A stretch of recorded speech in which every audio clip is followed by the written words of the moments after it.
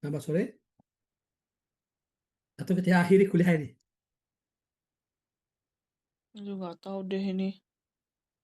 Selamat sore, Prof. Selamat sore, Prof. Saya kira mau saya akhiri kuliah ini.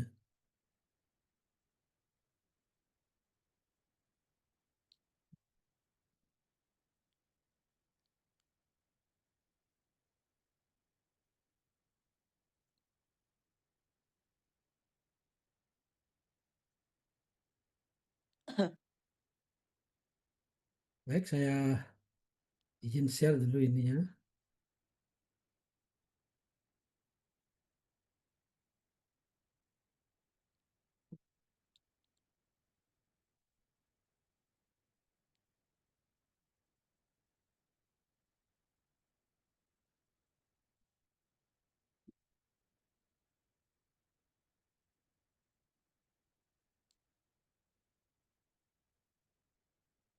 Oke, saya mulai saja ya.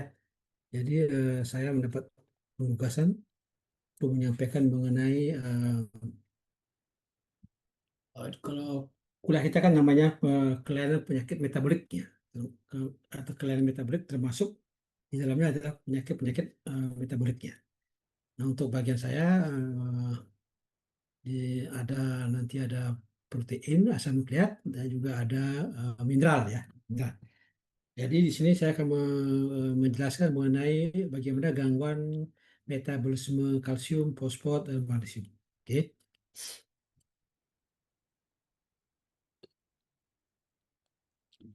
Jadi isi materi nanti adalah tentang kalsium, baik homostasisnya, baik fungsinya, kemudian juga fosfat dan magnesium. Karena tiga mineral ini yang kita akan bahas hari ini. Ya. Jadi bagaimana dia konsentrasinya berlebihan, bagaimana kekurangan, dan bagaimana akibatnya. Nah, kalau saudara lihat, misalkan di sini ya, ini adalah satu gambaran di mana kelainan metabolisme itu keka seperti ini, ya, baik pada hewan ruminansia maupun pada hewan yang non ruminansia. Ya. Kalau kita lihat sini adalah jalur biokimianya yang defektif atau yang cacat atau yang rusak, ya. Jadi jalur biokimia yang cacat atau rusak ini yang disebabkan oleh karena apa? Defisiensi enzim. Bisa jadi karena defisiensi koenzim atau kofaktor yang lainnya yang menyebabkan metabolisme nutrisi itu tidak normal, ya. Lagi yang menyebabkan metabolisme nutrien itu tidak normal. Jadi karena baik karena keturunan atau karena didapat. Artinya prosesnya sedang berjalan tapi mengalami kelainan. Nah, proses-proses metabolisme ini akan menghasilkan disfungsi multi organ, ya, bisa menyebabkan penyakit bahkan kematian pada ternak dan juga pada unggas. Ya. Nah, kalau kita lihat misalkan di sini hampir semua metabolisme biomolekul ada di figur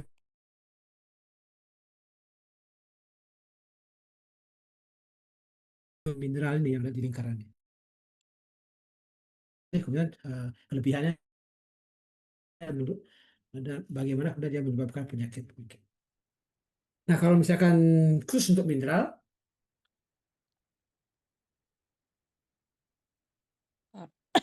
khusus untuk mineral, jadi akan menyebabkan beberapa gangguan ini ya. Jadi kalau misalkan dia metabolic disordernya termasuk termasuk penyakitnya, ada yang di sebelah kanan. Nanti bisa akan tergantung pada mineral yang mengalami gangguan atau defisiensi atau kelainan tersebut.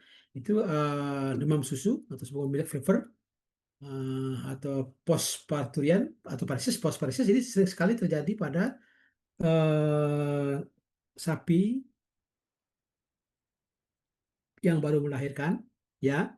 Kemudian air susunya terutama pada susu pada sapi Presiden Holstein, ya. Jadi ketika melahirkan, kemudian susunya diperah lagi. Nah, ini menyebabkan kadar kalsiumnya benar-benar jauh berkurang, ya.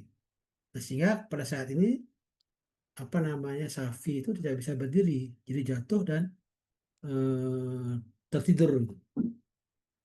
Jadi pengobatan yang paling baik itu yang paling bagus itu adalah langsung hari itu kita kasih kalsium murni disuntikkan intravena, ya, hanya dalam beberapa detik, maka sapi itu akan bangun kembali. Oke, jadi kalau Anda kalau pernah melihat di lapangan ya, jadi kalau saya ini saya sering sekali melihat di lapangan ya, karena saya apa namanya di lapangan itu dilepas di peternakan sapi susu, peternakan susu sapi perah ya, Pilsen Holstein ya. Apalagi pada saat kami koas itu namanya koasisda, itu kami 3 bulan di lapangan itu menangani eh, apa namanya sapi perah. Balik. Oke. Kemudian metabolic disorder lain ya yang akibat mineral itu adalah rakitis osteomalacia, ini kita bicarakan. Jadi rakitis osteomalacia itu karena kekurangan kalsium. Ada metabolisme kalsiumnya yang tidak bagus. Nah, grass tetani ini juga bagus ini, jadi kekurangan magnesium. Kemudian ada anemi, perdarahan karena kekurangan besi, ya, tapi yang umum ini juga bisa terjadi karena keracunan toksik dari amonia, kekurangan mangan, penyakit KSA atau kekurangan selenium, sering kita sebut sebagai kemudian kita kenal sebagai gondok, kekurangan yodium. Pada hewan mungkin tidak banyak kita lihat ininya ya, tapi pada kenyataannya ada. Kemudian kekurangan fluor, karies Ini gigi, mungkin kita tidak melihat bagaimana gigi hewan itu sehari-harinya gitu ya.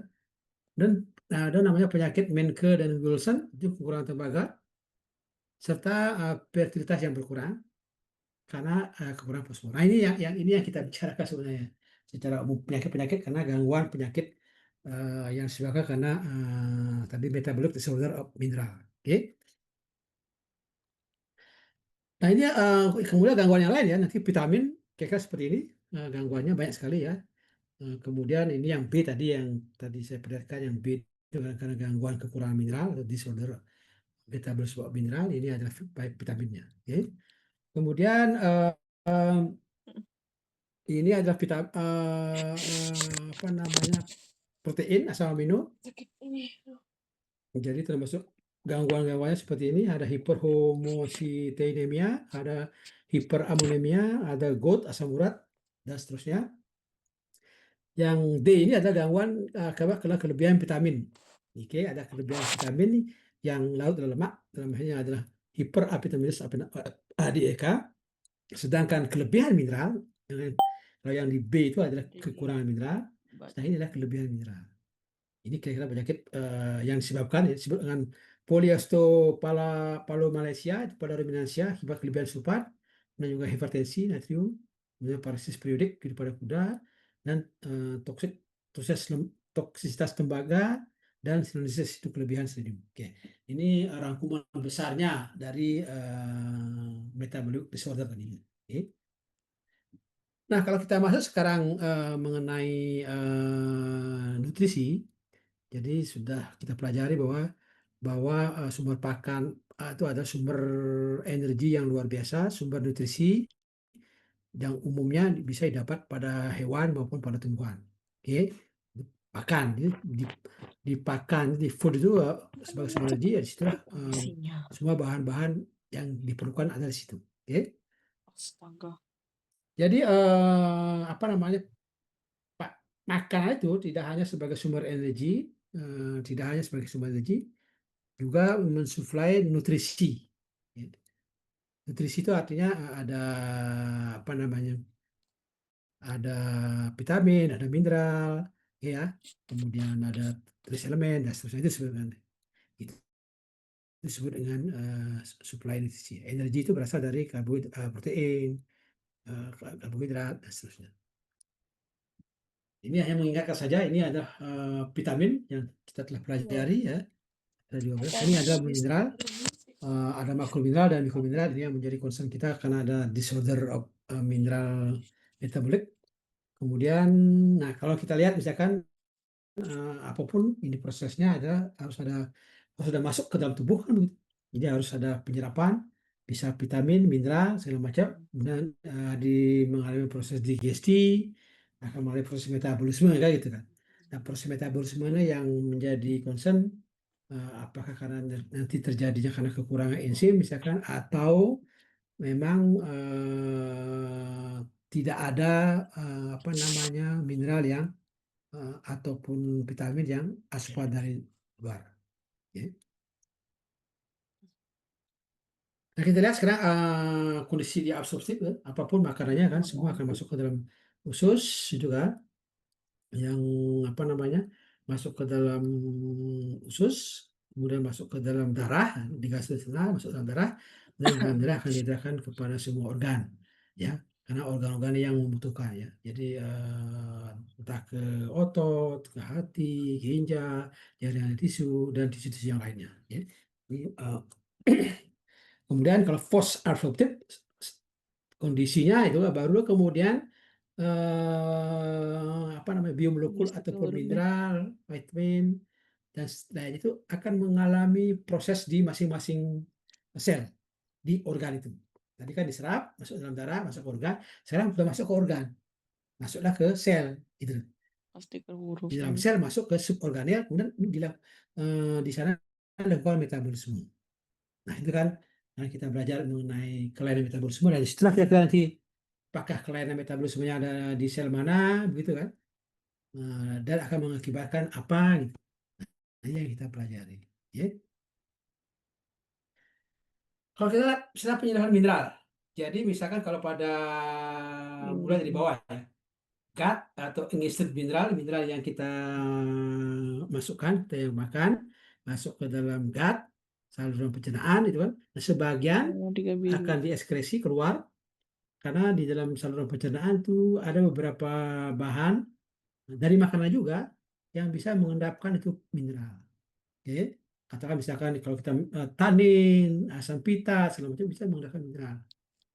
Mungkin sebagian kecil ya, tapi sebagian besar akan masuk ke gut, akan masuk ke dalam saluran usus, masuk ke diserap, masuk ke dalam darah, ya kan? Nah, di dalam darah kemudian akan diedarkan ke seluruh tubuh. Jadi utamanya barangkali ini ke tulang, ya, bisa ke jaringan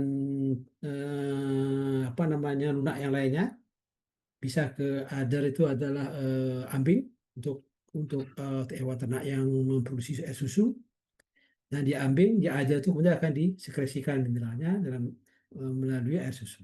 Oke. Nah, dalam plasma pun sebetulnya kondisi mineralnya harus seimbang. Ya kan harus seimbang. Kalau enggak nanti seimbang nanti akan mempengaruhi satu sama lainnya. Oke. Oke. Kemudian ini penyerapan mineral secara umum ya. Kemudian kita lihat sekarang mekanisme kerja dari metabolisme keseluruhan tidak hanya oleh mineral itu sendiri, tidak hanya oleh enzim sendiri, tapi ada beberapa vitamin yang berfungsi seperti itu, berfungsi dalam proses metabolisme. Ya, katakanlah kalau kita misalkan ada vitamin D3 makanan tidak akan masuk ke dalam hati, disimpan di hati gitu kan. Kemudian bisa saja kemudian vitamin D bisa didapatkan dari dalam tubuh melalui penyinaran matahari di bawah kulit, ya kan? Jadi ada panasan akan berubah vitamin D3 menjadi kolesterol dengan bantuan binding protein akan simpan di hati. Maka kemudian vitamin D3 yang dimakan juga akan dibawa ke hati. Nah, di hati kemudian melalui proses metabolisme disimpan dirubah menjadi vitamin D25OH. Oke. D binding protein, DBF itu vitamin D binding protein. Jadi protein yang membawa itu kan masuklah ke dalam sirkulasi. Mau di berapa tuh aku? Masuk ke dalam sirkulasi, dibawa ke ginjal. Nah, di ginjal lah kemudian vitamin D itu diaktifkan. 25 hidroksi D vitamin D itu akan diubah menjadi 1,25 dihidroksi vitamin D yang aktif. Nah, di ginjal diaktifkan. Nah, setelah diaktifkan, dia baru berfungsi. Pertama, dia akan meningkatkan penyerapan kalsium, resorpsi kalsium. Nah, dari mana?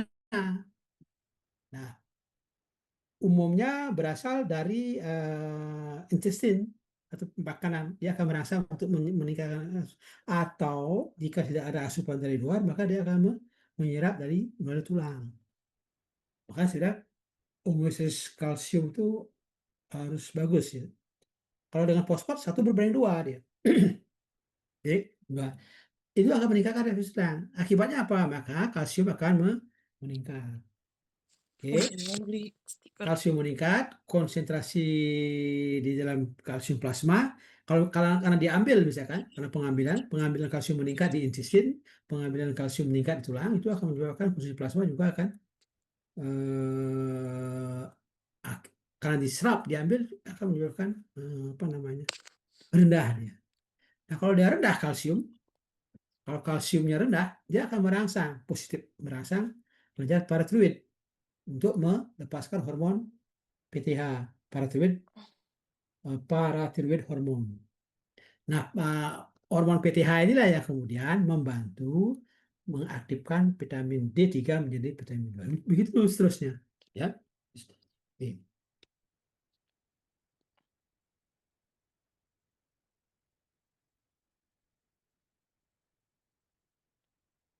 Ini minta kalsium, ini yang normal dulu ya normal. Jadi ya sama secara umum kalsium misalkan diserap dalam darah, dalam makanan khusus. Nah, tidak berguna itu diekskresi keluar melalui feses karena di sana ada tanin, ada asam oksalat, ada pitat. Ini sebenarnya ada makanan juga, tapi karena di makanan sudah keluar di dalam selnya, masuk kemudian keluar dari dalam sel, entah selnya tumbuhan, sel kacang-kacangan segala macam kuat, maka dia akan beberapa akan mengikat seperti mineral-mineral akan di sebagian lagi bahkan sebagian lebih itu akan masuk ke dalam usus, diserap ke dalam usus, masuk ke dalam darah dalam 3 bentuk. Ya. Kalsium ion kalsium dalam bentuk dengan bergandengan dengan protein, ada ion kalsium murni tidak digading, dan ada kalsium yang berikatan dengan sitrat. Ya, tiga jenis inilah kemudian nanti akan masuk masing-masing jaringan yang memerlukan. Memang kalau kita lihat paling banyak di sini adalah dia masuk ke dalam tulang karena memang untuk berfungsi sebagai struktur di dalam tulang. Ini bagaimana kalsium itu dijaga supaya menjadi seimbang. Kalau kita lihat tadi hampir sama tadi sebenarnya tadi ya yang di ginjal itu ya. Jadi dari mana kita mulai ini? Mulainya pasti dari intestin gitu kan. Intestin kemudian akan apa namanya menjadi sumber kalsium karena kita karena makan, tulang juga menjadi sumber kalsium, kemudian akan masuk ke dalam darah, ya. Jadi kalsium itu kan, jadi kalau kalsium rendah, kalau kita mulai dari kalau kalsiumnya rendah, dia akan merangsang kelenjar paratiroid tadi. Paratiroid akan menyebabkan tadi vitamin D menjadi vitamin D aktif, akan menyebabkan menghasilkan kalsisterol. Nah, kalsisterol kemudian akan merangsang intestin dan untuk apa? Menyerap kalsium. Ya. Oke. Ini saya penduluan ini kalau pada manusia misalkan ini saya ambil pada manusia ini. Jadi kalsium memang paling tinggi ya di dalam tubuh ya. Karena memang sebagai struktur untuk tulang, tulang rangka, tulang ekstremitas dan seterusnya. Ya. Jadi sekitar 90% dari total kalsium tubuh itu terdapat di tulang dalam bentuk hidroksiapatit ya yang berikatan dengan fosfat. Oke, jadi hidroksiapatit berikatan dengan fosfat. Jadi ketika berikatan tidak kemudian berinteraksi saja tidak. Jadi ada sel-sel yang berfungsi untuk membenamkan dia di dalam tulang. Kita belajar mengenai osteoblast dan osteoblast ya. Oke, kalsium berarti konsentrasi total kalsium dalam plasma, kalsium 20% berarti konsentrasi ion terionisasi dalam plasma. Tadi kan ada 3 ya. Kalsium terionisasi, kalsium dengan sitrat, kalsium dengan protein. Kemudian kalau fosfat itu sekitar 85% itu kandungan fosfat tubuh juga terdapat pada tulang. Ini perubahan pada konsumsi albumin plasma ini akan menyebabkan juga kadar kalsium juga akan menjadi berkurang karena tadi beberapa kalsium itu akan di binding protein akan dibawa oleh apa namanya protein dalam ini mungkin albumin ya. Kadar kalsium ya, ini bagaimana cara mengatur kalsium ya, keseimbangan kalsium ya, sekalian asupan dan seterusnya ya. Jadi kalau misalkan kekurangan asupan maka cadangan kalsium dalam tulang akan digerogoti gitu ya. Apalagi kalau orang apa namanya yang mengalami menopause itu estrogennya tidak maksimal, jadi pengaturannya itu akan menjadi berbalik di mana tulang itu akan digerogoti. Karena dia akan merangsang sel osteoblas dan osteoklas bekerja. Oke.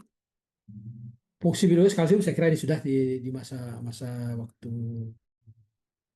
semester 1 2 ya. Ini ada dua selnya, sel osteoblas ya. Osteoblas dan osteoklas, saya kira Anda sudah paham. Osteoblas adalah pembentukan, osteoklas adalah resorpsi tulang. Pada keadaan hormon estrogen yang berkurang, itu dia akan malah menyebabkan osteoklas itu menjadi lebih aktif. Sehingga terjadi resorpsi tulang dan terus-menerus. Ya, sedikit-sedikit, sehingga makanya kalau orang menopause itu kan biasanya gejala-gejalanya ada di bagian sendi ya, di bagian ekstremitas, di bagian kaki lah, bagian tulang. Kita masuk ke metabolisme fosfat dulu ya sebelum kita masuk ke penyakitnya. Ini 80% tadi sudah ada di tulang, kemudian 50% berada di intraseluler dalam bentuk fosfat ya. Fosfat intraseluler sebagian besar bersifat organik sebagai komponen dari asam nukleat ya. Asam nukleat ada sudah basa, asam, gula dan basa, gula dan fosfat, terus juga ATP ya. Jadi fosfat ini sangat penting fungsinya untuk ini sebagai struktur dari molekul DNA juga RNA untuk metabolisme energi ATP, ADP, kemudian untuk biosignal sel dan aktivasi enzim melalui fosforilasi. Itu fosfat metabolisme. Nah, bagaimana terjadinya kelebihan atau kekurangan dari fosfat? Ya. Kalau kita lihat di sini adalah bahwa homeostasis fosfat dan kalsium saling terkait. Ini satu berbanding dua ya, satu berbanding dua. Jadi kalau kadar fosfat itu di bawah sekian, itu disfungsi sel yang meluas itu akan terjadi kematian. Gejala-gejalanya adalah nyeri, kelemahan otot, termasuk kelemahan otot, pernapasan yang berhubungan dengan kreatinin kinase yang mungkin terjadi ini. Hyperphosphatemia. Dan suplemen Baca fosfat dulu. itu mendesak diperlukan pada kondisi yang Susah ini hipofosfatemia. makanya. Ya. Kemudian defisiensi diet jarang terjadi pada fosfat ya. Memang diet jarang terjadi pada fosfat karena banyak memang terdapat dalam makanan. Jadi antasida adalah senyawa antasida dapat mengikat fosfat, asidosis metabolik dalam keadaan asam dan respiratorik itu menyebabkan perpindahan fosfat dalam sel. Hipopostamia pada DKA itu adalah diabetik ketosidosis itu dapat memburuk ketika insulin diberikan. Pemanfaatan fosfat oleh sel selama pemberian makan kembali pada pasien yang kelaparan itu akan menyebabkan hipofosfamiasis. Ini yang beberapa keadaan yang menyebabkan terjadinya kekurangan atau kelebihan ini ya. Ini penyebab dari kelebihan dan kekurangan dari fosfat di dalam darah seperti ini. Kalau misalkan yang hiperfosfatemia ketika intake-nya tinggi melalui terapi intravena itu akan juga ada fosfat enemas. Kalau ekskresinya menurun akan menyebabkan ekskresi menurun itu karena apa? Karena akut kronik kegagalan ginjal atau karena hormon paratiroidnya yang berkurang atau karena memang resistensi terhadap hormon paratiroid hormon, kemudian ada toksisitas vitamin D. Kalau redistribusi kembali ya karena tumornya lisi, ada tumor, ada rhabdomyolysis, dan ada namanya head stroke, ya, head stroke yang menyebabkan didistribusi kembali. Kalau yang hipopostamia itu kalau terjadi intake-nya menurun absorpsi karena apa? Vitamin D defisiensi, malabsorpsi, itu kan, atau apa namanya keterbatasan pada asupan fosfat di dalam oral. Ya. Kalau misalkan dia ekskresi tinggi itu terjadi karena kelebihan dari hormon PTH. Ya. Kemudian bisa juga karena transplant dari renal, post transplant, atau bisa jadi karena kelaparan pasien. Ya. Pasien yang bukan kelaparan ya. Ya, puasa, nggak kayak kelaparan ya. Dan kalau yang karena redistribusi kembali itu karena hyperalimentation, benar recovery dari diabetik ketoasiasi tadi ya, dan pernapasan alkalosis. Ini magnesium, metabolismenya adalah magnesium adalah kation intraseluler yang terbanyak kedua. Itulah mengandung sekitar 50% magnesium tuba dan seterusnya ini ya, nanti bisa dibaca ini. Pada manusia emang ini ya, jadi sekitar 12 milimol setiap hari. Ini sumber-sumbernya adalah ini, ya nanti bisa dibaca ya. Harus baca-baca Jadi dulu nih. diserap dari terapi aktif, menjadi khusus melalui proses yang melibatkan vitamin D. Kemudian konservasi magnesium oleh ginjal sebagian dikendalikan oleh hormon paratormon dan hormon aldosteron. Buat apa emang Ini kondisi hipomagnesemia dan magnesium defisiensinya. Jadi jarang terjadi jarang terjadi sebagai fenomena yang terisolasi. Memang magnesiumnya jarang. Biasanya sesuai dengan gangguan metabolisme yang lain, kalsium, fosfor dan seterusnya. Definisi magnesium jadi harus dijual pada pasien justru yang mengalami hipokalsemia atau hipokalemia. Jadi kalau misalkan terjadi defisiensi magnesium, maka akan menyebabkan kelemahan otot disertai dengan kejang-kejang, tetani, ya. Kemudian aritma jantung dan kelainan sistem saraf pusat atau kejang-kejang. Ya. Ini adalah defisiensi magnesium, misalkan karena kekurangan yang abnormal, karena di gut gastroenteritis tractus atau pada khusus terjadi karena diare persisten, penyakit malabsorpsi dan seterusnya. Pada traktus urinarium terjadi karena asidosis tubuh ginjal, hidronefosis. Kalau yang eksternal karena kondisi yang mempengaruhi transfer magnesium dari sel ke sel tulang, misalnya karena terjadinya hormon PTH yang berlebihan. Kalau intik yang sebagai etiologi yang menyebabkan intiknya berkurang itu adalah jika parah berkepanjangan, maka terjadi malnutrisi energi protein karena alkoholisme kronis dan penyakit hati. Ini kira-kira yang menyebabkan defisiensi magnesium. Yang hipermagnesiumnya paling sering disebabkan karena gagal ginjal, ya, juga termasuk gagal yang akut. Kemudian dikonfirmasi dengan mengukur plasma, ya harus dikonfirmasi. Hipofungsi adrenokortikal, jadi sedikit meningkat dalam plasma magnesiumnya. Kemudian hipermagnesiumnya akibat infeksi injeksi intravenous darah magnesium ini yang terjadi.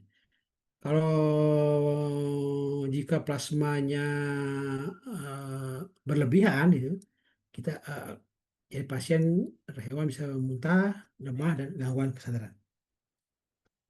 Oke, ini kita masuk ke kelainan metabolisme mineral, kalsium, fosfat dan pada pertumbuhan tulang. Ya. Ini kita sudah mengetahui penyakit metabolisme tulang. Jadi penyakit metabolisme tulang adalah gangguan sistem skeletal yang disebabkan oleh berbagai penyebab. Seperti diet, tentu yang berhubungan dengan sumber-sumber mineral, hormonal, dan juga keracunan. Jadi masalah mendasar dalam penyakit metabolik tulang adalah ketidakseimbangan antara pembentukan tulang, resorpsinya pada proses renovasi tulang normal atau remodeling tulang normal. Okay. Nah kalau kita lihat misalkan ini secara umum bagan pada penyakit tulang, jadi sudah tahu itu osteopenia ya. Jadi kalian sudah tahu sih. Jadi osteopenia itu adalah penurunan kepadatan tulang. Jadi bone massa itu kan. Jadi ada di bawah batas normalnya. Ini kalau ini ada ininya ukurannya. Jadi osteopenia adalah sekali lagi penurunan kepadatan tulang. Ya. Kemudian kita di situ kalau penurunan kepadatan tulang ada berbagai macam. Itu ada yang osteoporosis, ada yang osteomalacia, ada yang hipertiroidisme. Ya, ada hipertiroidisme. Ya. Jadi kalau osteoporosis itu sebenarnya penyakit tulang keropos sebenarnya. Ya. Nah, kalau osteomalacia juga sebenarnya mirip-mirip osteomalacia, itu menyebabkan tulang rapuh sehingga mudah patah. Nah, kalau osteomalacia ini sebenarnya lebih spesifiknya adalah kelainan pada tulang yang menyebabkan tulang menjadi lunak, gitu, sehingga mudah patah.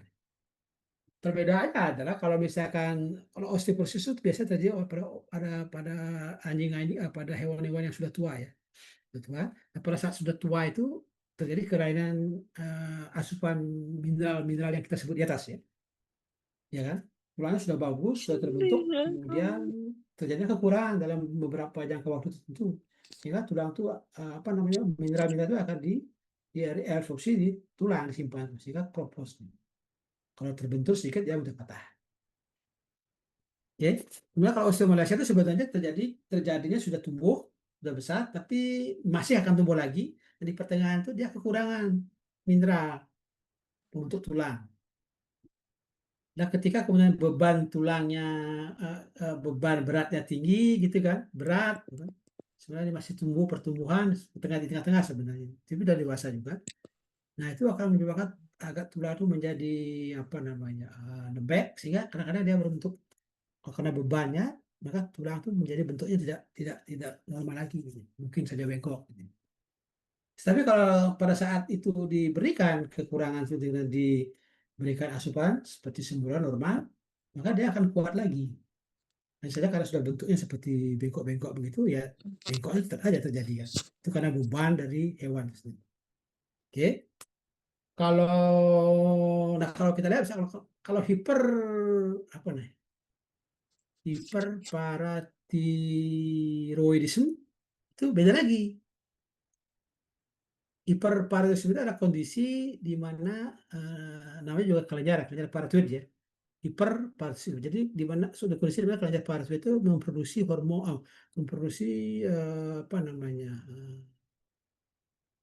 Jadi artinya pada hiperparatiroid kelenjar paratiroid itu menjadi lebih aktif, gitu, terlalu aktif gitu, dan memproduksi hormon PTH, paratiroid hormon itu yang berlebihan.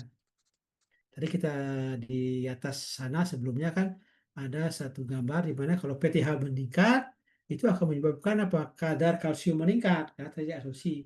Namun menyebabkan kadar fosfatnya turun. Kenapa? Karena perbandingan itu harus normal gitu. Bukan harus seimbang gitu. Sehingga menyebabkan dia menurun. Nah, kemudian kalau kita lihat misalkan osteoporosis itu adalah matriknya apa defisiensi matriknya adalah berkurang, tapi secara mineralisasinya normal, artinya normalnya ada, tapi matrik yang sudah terbentuk tuh sudah tidak berbentuk kuat lagi. Kalau osteomalacia normal matrik, defisiensi mineral, ya, defisiensi mineral. Udah kalau hiperparatiroidisme itu normal matriknya normal, mineralnya normal, cuman terjadi peningkatan reabsorpsi. Kalsium yang di peningkatan pengambilan. Nah, mungkin saudara akan bertanya mengenai apa itu? Rakitis, ya. Rakitis atau riket, gitu kan? Rakitis. Sebenarnya riket itu sama juga gangguan tulang pada hewan yang baru sedang tumbuh ini. Sedang tumbuh masih lebih di bawah ketimbang pada osteomalacia. Ya. Yang sedang tumbuh yang di mana diperlukan kalsium dan fosfor, gitu kan? Jadi kalsium dan fosfor diperlukan tapi jangan disimpan. Sekali apa ya gangguan tulang di mana kalsium dan fosfor itu gagal disimpan sehingga tulang menjadi lunak gitu. Kalau lunak ya tetap kalau kena senggolan atau tabrak misalkan itu mudah patah. Nah kalau yang ini sering terjadi pada anak-anak gitu lah. Kalau yang sebenarnya agak lebih dewasa sedikit tapi tetap kurang selisih tulangnya sudah terbentuknya. Kalau yang rakitis itu masih anak-anak sekali. Oke. Nah, jadi penyakit tulang yang berhubungan dengan tali tadi, ya, yang kita sebut tadi lah rickettsia, osteomalacia, osteoporosis, ada namanya osteofibrose. Jadi memang fibrosanya yang mengalami kerapuhan. Kalau misalkan toxic osteotropi itu yang paling umum adalah ini, karena hiperavitaminoses A dan D, bisa juga karena osteoporosis, karena fluor atau karena keracunan. Jadi disebabkan karena keracunan. Buru-buru jadi Nah, kita mengenal tipe jadinya sel karena sel ini akan membantu dalam proses penulangan, ya. Jadi tidak serta-merta kemudian kalsium, partit, fosfat magnesium itu akan nempel di dalam tulang, tidak. Jadi harus ada selnya di sini. Kita mengenal sel tulang itu ada jangan sebenarnya 3, dibuat osteoblast, rancangan osteosit, dan kandangnya loh gitu osteoklas. karena Tadi sudah kita itu bentuk osteoblast ada yang memang Iya. membentuk tulang. Artinya kalau ada kalsium, ada eksklusi, kemudian dia akan menempel-nempelkan, kira membantu soalnya menempel-nempelkan dulu di dalam matriks tulang. mereka tuh udah pada Kalau osteosit artinya osteoblast yang berubah, ini jadi juga mempertahankan tulang. Jadi dia nggak ditemukan di dalam bisa matriks. itu Sebenarnya kalau osteoblast kayak gimana osteosit yang bingung gitu yang sudah dewasa sebenarnya. Jadi dia akan mempertahankan tulang. Dia ada di dalam matriks itu. nggak mau makanya Yang sebenarnya yang beraktif itu adalah osteoblast dan osteoklas. Osteoblast yang dibentuk, osteoklas kebalikannya, itu yang menyerap mineral-mineral yang ada di dalam tulang, entah kalsium, entah magnesium. Nah, itu memang dibutuhkan untuk harus diserap apa supaya keseimbangan di dalam darah berseimbang. Maksudnya ada nanti kalau seimbang dia akan dibawa kemana-mana. Jadi kan otak segala macam itu supaya seimbang. Oke. Jadi osteoklas itu bertanggung jawab untuk reabsorpsi tulang. Jadi artinya dalam proses disorder metabolisme tulang itu tidak hanya pada mineral-mineral saja, tapi dia melibatkan tipe-tipe sel dalam tulang ini. Nah, kalau kita lihat sekarang misalkan proses bone remodeling proses renovasi, proses perbaikan tulang itu maksudnya. Jadi kalau kita lihat misalkan remodeling tulang atau renovasi tulang ini adalah proses yang sebenarnya berlangsung seumur hidup, ya, seumur hidup kita ya. Jadi setiap fase renovasi tulang itu dibangun dari fase-fase yang sebelumnya. Kan ada fase 1, fase 2, fase 3, ya kan? Nah, fase 1 itu kalau kita lihat dia akan menghasilkan pembentukan osteoklas. Terakhir ya, osteoklas formation. Jadi akan terjadi pembentukan osteoklas. Nah, fase kedua, jadi osteoklas ini menciptakan rongga tulang. Jadi cavity in cartilago conscious bone. Jadi akan ada apa namanya akan diserap itu. Jadi osteoklas resorb akan menyerap tadi mineral-mineral tali pada tulang. Fase 2. Nah, fase ketiga dia osteoblas. Fase 3 ada osteoklas. Artinya pada fase 3 osteoklas mulai mengisi juga osteoblas bone mulai mengisi apa namanya kapiti-kapiti rongga-rongga yang tadi dibuat itu dengan apa pertumbuhan tulang yang baru. Nah, pertumbuhan tulang ini memerlukan waktu yang cukup, mungkin 3 bulan atau 4 ya, sampai penuh. Pendulangan yang renovasi tulang cukup lama sebenarnya, bulanan ya. Oke. Jadi ada hormon yang meregulasi untuk metabolisme tulang. Jadi ada kelenjar tiroid, ya paratiroid, itu dua-duanya itu ya. Jadi hormon-hormon yang dihasilkan ini yang mengatur proses membantu mineral-mineral itu untuk dibenamkan di dalam tulang. Selain dibantu oleh 2 sel tadi. Ya. Ini adalah masih hormon regulasi. Jadi ada tiroid, paratiroid, ada juga yang kelenjar pituitari yang bagian enterol yang menghasilkan adrenocorticoid hormon, ya, dan seterusnya hormon TSH dan FSH. Kemudian juga prolaktin ini akan mengatur otak, ya, mengatur hipotalamus utama. Juga ada di korteks adrenal akan menghasilkan glukokortikoid dan mineralokortikoid. Ini penting untuk terjadinya proses-proses mineralisasi tadi. Estrogen ini kan increase osteoblast activity. Tadi kan kalau osteoblast kan mengisi. Makanya kalau orang kekurangan estrogen, maka yang aktif dulu osteoklasnya. Karena osteoklasnya dia akan membuat inaktif osteoblastnya, kan tidak ada yang merangsang estrogennya. Ya. Sehingga akibatnya apa? Terjadilah retensi, penahanan kalsium dan fosfor yang yang tidak digunakan ke dalam tulang. Gitu. Ini ada hiperparathyroidism sudah kita tadi sebutkan adalah karena gangguan kelenjar paratoid berlebihan Ya, itu kan soalnya. yang menyebabkan pembentukan hormon PTH yang ini akan menyebabkan merangsang juga proses osteoklas dan Tidak apa gini namanya namanya. proses menyebabkan kadar kalsium meningkat dan fosfor. Ya udah males.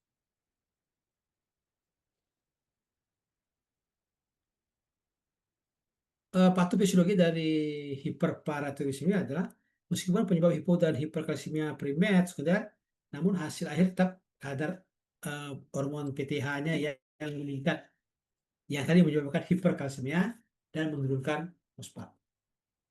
Ini hiperparathyroidisme ada yang mengatakan sebagai primer dan sekunder. Yang primer itu menghasilkan hiperkalsiemia menyebabkan adenoma, karsinoma dan seterusnya. Kalau yang sekunder, jadi diawali dengan hipokalsemia, kemudian diikuti dengan hiperkalsemia. Jadi penyebabnya adalah karena kegagalan ginjal, ya, terjadi kegagalan untuk penyerapan vitamin D.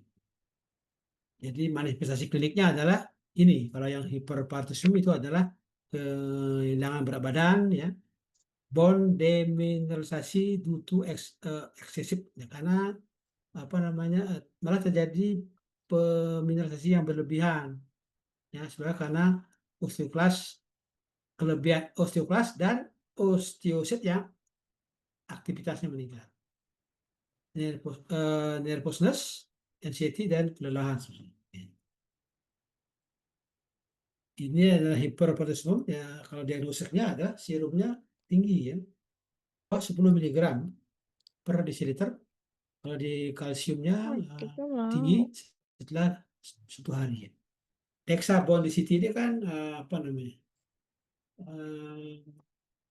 pengukuran, ya, tes yang menggunakan sinar X, ya, dengan dexabon di situ dia rendah, pasti rendah karena kan kalsiumnya tadi lama turun, tidak bisa dideposisi. Jadi apa namanya tes yang menggunakan sinar X, ya, namanya DEXA. D itu apa ya?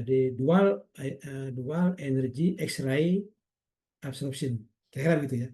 Dual energy X-ray absorption bone density. Okay.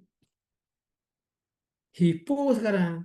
Jadi penurunan sekresi PTH. Ini paling sering sebabkan adalah cedera pada kelenjar paratoid, pada operasi. Bisa juga sebabkan karena hipomagnesemia. Iya, Jadi sama satu lain saling berhubungan sebenarnya. Okay. Patofisiologinya adalah ini mineralisasi tulang menurun, reabsorpsinya juga menurun, ya.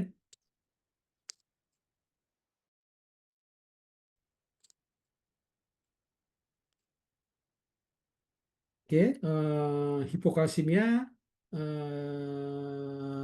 terjadi hipokalsemia atau penurunan kalsium, absorpsi kalsium di tulang, di usus, ya. Masih hipoparathyroidism itu adalah memperlihatkan tanda-tanda klinis yang mentalnya yang apa namanya yang kelelahan mental sebenarnya. Abdominalnya yang sakit, kemudian sejarah pasien yang alkoholisme ini pada manusia kayaknya. Jadi kalau pengujian fisikalnya adalah kejang tetani, okay. Refleksnya meningkat, kulit kering dan rambut rontok. Okay. Jadi diagnosanya adalah serum kalsium levelnya itu adalah menurun, serum fosfornya meningkat. Ingat, ya, kalau pada hipotiroidisme ada di mana serum kalsiumnya meningkat, serum fosfornya menurun atau meningkat. Vitamin D levelnya berturun, kemudian kalsium di urinari di air seni juga menurun, X-ray increase bone density. Ini berbeda, ya. Jadi meningkat densitasnya ini. Osteomalacia tadi sudah saya jelaskan, ya, terjadi peningkatan terjadi pengurangan pendeposisian mineral, jadi tulang menjadi lunak, ya. Jadi menyebabkan cepat patah. Kolesis disebabkan adalah mineralisasi steroid yang tidak cukup dan tertunda pada tulang kompak dan terbentuk sebagai spong bone. Ini osteomalacia request pada yang dewasa. Wis. Ini ini mahasiswa mahasiswa kita ini ya, Wanda ini ya. Jadi saya ambil ini seperti dia anjing ini kan. Sebenarnya kan apa bentuknya ya untuk ek juga ya. Itu di Malaysia. Jadi tanda klinisnya adalah ini sekarang ini sudah umum ya.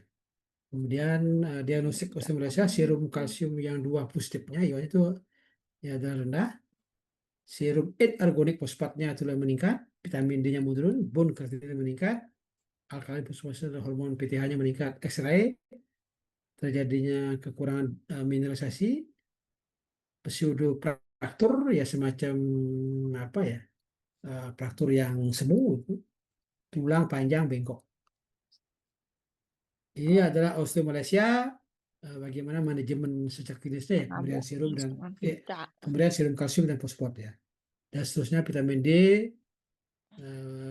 kalau bisa bagaimana perbaikan gangguan usus absorpsinya. Bahkan juga absorpsinya yang kurang. Jadi kalau ada misalkan kalsiumnya kurang, sebenarnya kalau ada kita punya petani peternak atau punya ini, oh saya tahu sih, saya sudah kasih kalsium kok, makanya ini. Tapi kalau kalsiumnya rendah, kira-kira jadi apa? Bisa jadi karena memang penyerapan di usus itu sudah berkurang. Bukan berkurang, tidak optimal. Banyak penyebabnya.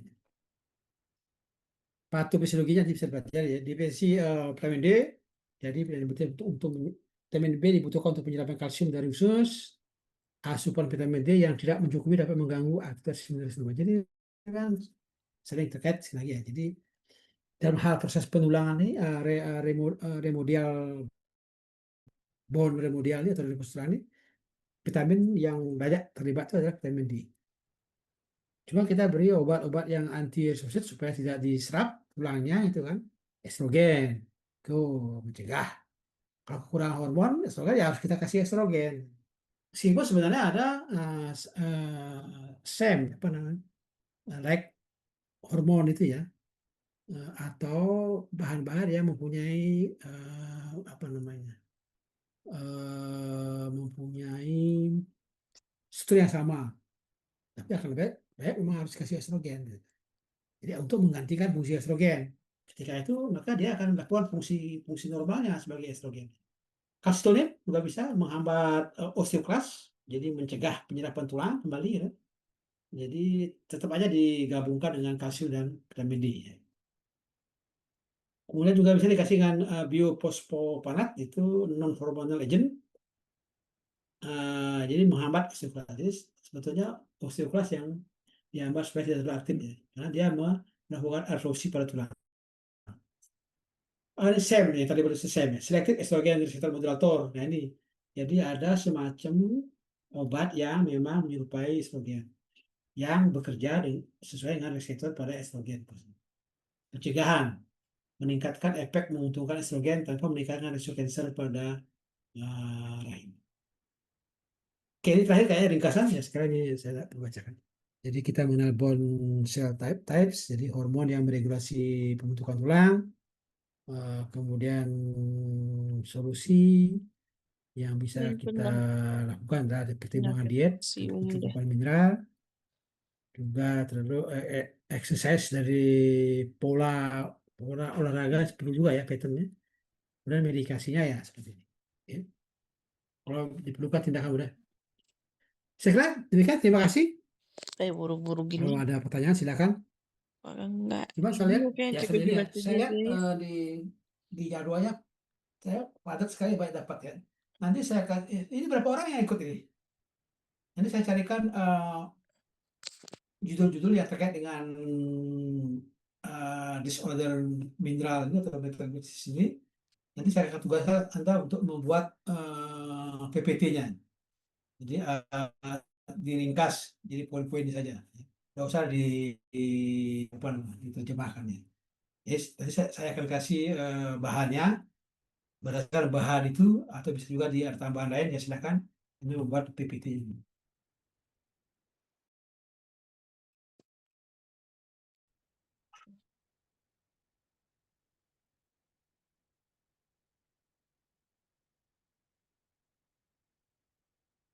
Ya.